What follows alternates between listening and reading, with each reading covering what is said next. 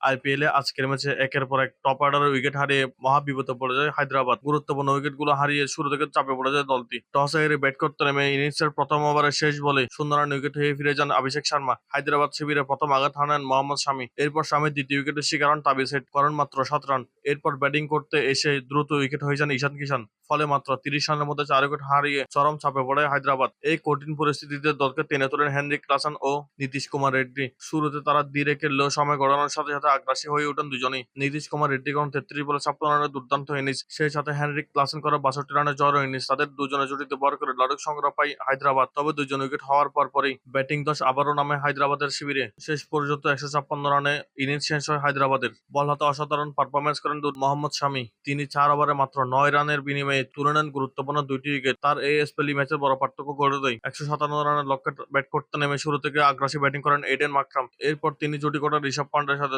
ঋষভ পান্ডে মাকরামের দুর্দান্ত পার্টনারশিপে ম্যাচ নিয়ন্ত্রণ নিয়ে নেয় লখনৌ সুপার জায়ান্ট। দুর্দান্ত খেলতে থাকা এইডেন মাকরাম ছক্কা হাঁকাতে গিয়ে বাউন্ডারি লাইনে উইকেট হয়ে যান। সেখান থেকে বাকি ব্যাটারদের নিয়ে দেখেশুনে খেলে ম্যাচ বের করে নেন ঋষভ পান্ট। ফলে সহজে নির্ধারিত লক্ষ্য পৌঁছে যায় লখনৌ। শেষ পর্যন্ত ঋষভ পান্ট করেন অপরাজিত 50 বলে 68 রান। দুর্দান্ত বোলিং এর কারণে ম্যাচ সেরার পুরস্কার পান মোহাম্মদ শামি।